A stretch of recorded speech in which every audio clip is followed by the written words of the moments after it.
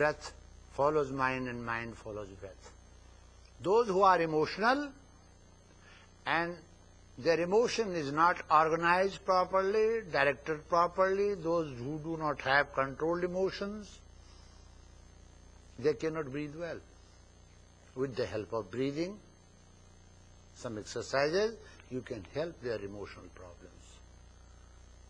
Before going to bed, it is better for you to breathe. Don't overeat. Overeating is very injurious. It is better to eat many times a day instead of one meal. Yes, Dr. Austin. As the result of pranayama, there is a tasmin tatah kshiyate prakashavaranam. I want to know the relation of the two pranayama and the prakashavarana kshaya. Pranayama, the color of pranas is prakasha. It's a current, it's a light. That's why it is mentioned like that. If you want to visualize, when you meditate, concentrate on the breath flow, naturally the mind will notice. Not only it is flowing, what type of color it is. It's the nature of the mind. Yes. To the dharana or samadhi. Oh, yes.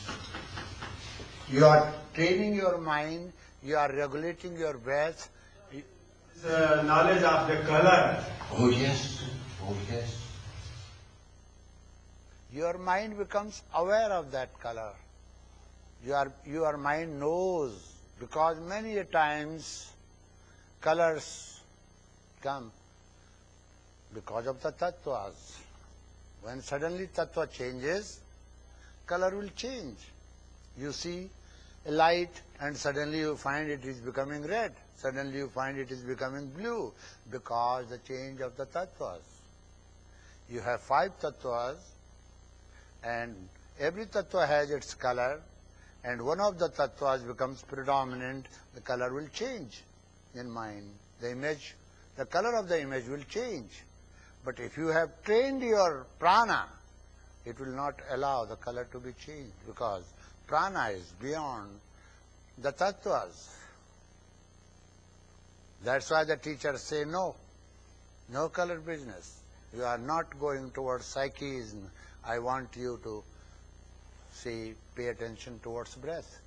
Many teachers will not allow you to meditate unless you have meditated enough on the breath. Actually, Zen and Zazen do their meditation, their methods are limited to the breath only, not beyond that, because they do not know what happens beyond that. You see, it's important to pay attention towards that.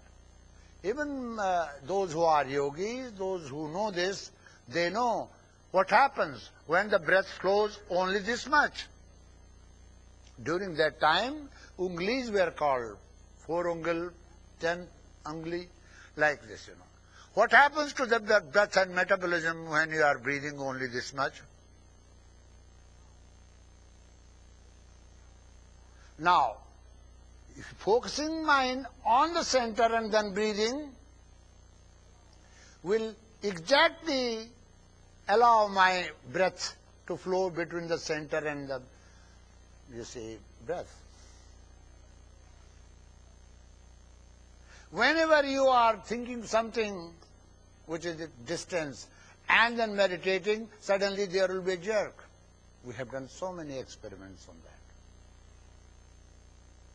that. A breathing apparatus is kept to record how you are breathing, how smooth it is. If you think anything, it will jerk the pen. It means it has disturbed your thought, has disturbed the breath. Suddenly, someone who has been far away, whom I knew, who was a friend of mine, God forbid, and he or she died, I received the news. My mind changes its mood. Breath will become shallow. And when breath will become shallow, the motion of lungs will be disturbed, right vagus nerve will be disturbed, and the pumping station will be disturbed, and I will start crying. You see, flowing tears. Reaction, physiological reactions, biological reactions are possible because of thought. So negative thought, uncontrolled thought, passive thought, these thoughts can injure us, and they have been injuring us. Therefore, Patanjali says, not the body, not the breath, immediately thought. And different type of thoughts he is trying to classify by putting them into different boxes and telling you, Briti. This particular Briti brings such thoughts, this particular Briti brings such thoughts. All Britis should be brought under conscious control. That's what Patanjali said. It's amazing to know that this subject is not taught in the universities and colleges. Book is taught. Nobody teaches practical. What is the use of teaching such book? You see, the scholars remember the mantra, sutras, and then say, Patanjali committed mistake here, this sutra should have been here. Patanjali, who lived 2,500 years, they are fighting on that.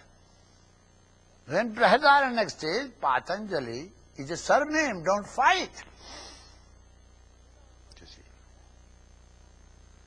In our Mathamnaya, that is taught traditionally to us. When we learn something about our gurus, about our masters. Bhagavad Govinda Pada was Patanjali. Patanjali's surname. Bhagavad Govinda Pada, Shankaracharya's guru. You see. That comes in that. You see. When we remember our masters, Patanjali is our master, grand master. You see. So, we have that tradition. Vidyaranya also talks about it. Madhusudan Saraswati talks about it. In our tradition, many Shankaracharyas have talked about it. Many times you don't use surname. Because there are yogic practices taught in the monasteries. And it is not possible to practice Vedanta without disciplining.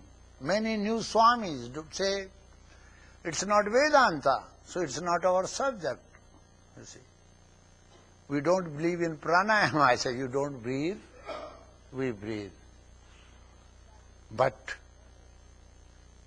that is shallow way of understanding things.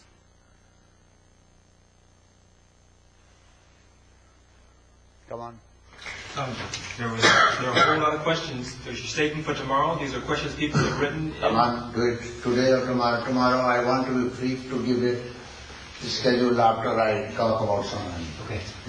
It's They want me not possible to explain about Samadhi.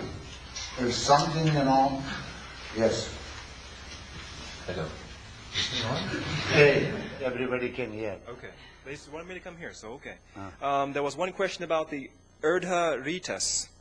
If the No, Urdhva. Urdhva. Urdhva means upwards. All right. There was one question. If the semen and glandular secretions evaporate, does that mean that the temperature of the body goes above 212 degrees Fahrenheit? No. During that time,